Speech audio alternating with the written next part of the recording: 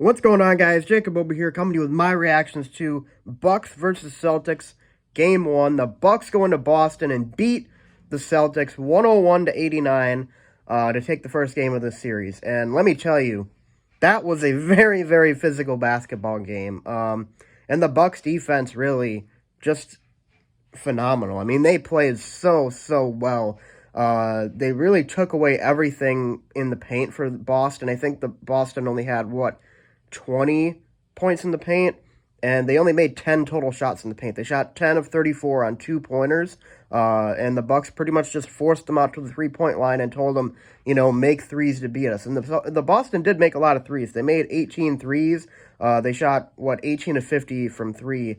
But, really, the Bucks, the only way they lose a game in this series, I think, is if Boston has a really, really good three-point shooting game. And I expect that they're going to have maybe one or two of those, but really this entire performance was very, very encouraging to me because the Bucks, they found ways to do it without Chris Middleton on the offensive end. And Giannis, for as poorly as he only shot 9 of 25 in this game. Very, very uncharacteristic for him. But for the way that he shot, the impact on the court that he had was just tremendous. He had a triple-double, 24 points, 13 rebounds, 12 assists. The way he was finding his guys, his passing is still so underrated, and I hope this game really wakes up a lot of people to, just how amazing of a passer he is. He's one of the best passers in the league, without question.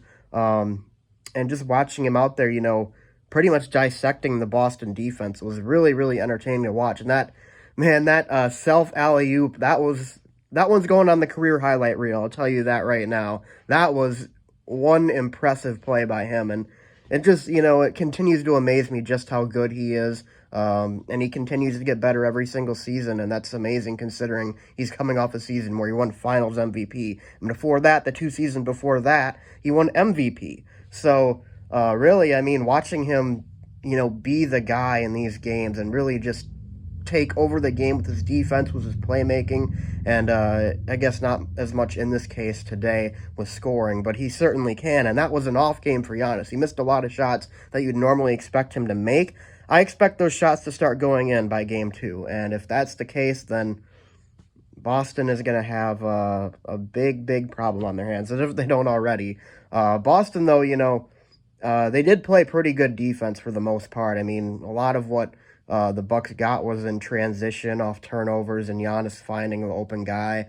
They did definitely frustrate Giannis at times today, for sure, and they do have the personnel to slow him down, absolutely. So this series, not over by any means, of course, but this Game 1 performance in a game that I was not expecting the Bucks to win, considering it's Game 1 and it's a day game, which the Bucks historically have struggled in, Game 1s and day games. I was thinking, man, we might be lucky if this game is within the single digits, but Boston would have been lucky if this game was in the single digits, because the Bucks really, after the first half of the first quarter, they turned it into high gear and they took control of the game, and they really didn't look back. The game was relatively close until midway through the fourth quarter, and the Bucks got that double-digit lead. I think they went up by as much as 17 at one point, and that was the point where the Bucks they really, that was when there's like, okay, yeah, this game's pretty much over. But it's just so impressive watching the Bucks lock in like this. It's incredible. The championship level defense, the way that, they all play together so well, it's incredible. And having Brook Lopez back, I told people how big it was going to be when he came back late in the regular season. He is one of the 2 defensive anchors of this defense, in my opinion, or 3, I should say, with Drew, Brook, and Giannis. Brook and Giannis in particular in the paint, they didn't let the Celtics get anything.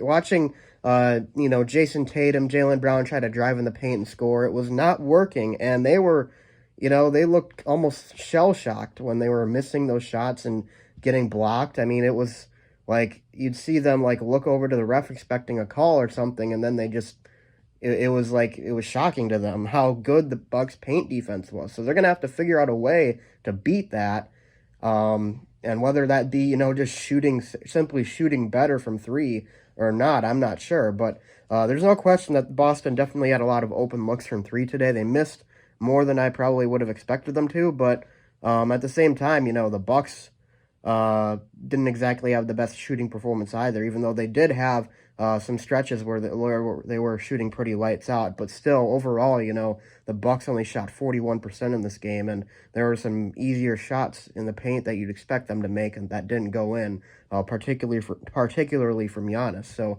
those two things even out a bit, and it's still a pretty similar result in my opinion. So, anyways, though, this game, if this is any indication of how physical this series is going to be, I mean, we saw at the end of the game, the Celtics players were walking off, and they kind of like walking with a bit of a limp. Marcus Smart got injured twice in this game.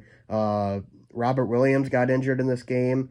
Both of them still played in the game and played through it, but I mean, just watching them, it looked like they just got, put through the ringer or something. It was crazy, but yeah. It's going to be one entertaining series for sure. I think I'm going to probably go with Bucks in 6 after seeing this game 1. I think Boston might be able to take game 2, and then the Bucks come home for 3 and 4. Then Boston wins desperation game 5, and Bucks come home for game 6 and finish it off at home. So we'll see what happens, but like I said, this performance in particular was very, very encouraging for me for this series, because I was very nervous on how the Bucks would play without Chris Middleton.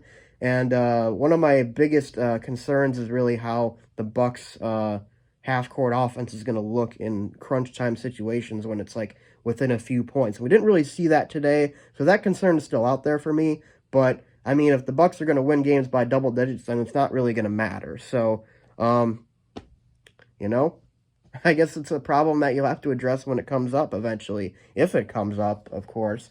There is a scenario in my mind where the Bucks end up sweeping the series or winning in 5 or something like that. But still, we'll cross that bridge when it gets there. So, anyways, guys, that's all I got to say in this video. Let me know what you guys thought of this game in the comment section below, and how many games do you think that this series is going to go, and who do you think is going to come out on top? Leave your comment in the comment section below. Be sure to leave a like and subscribe, and I'll see you guys next time. Go Bucks.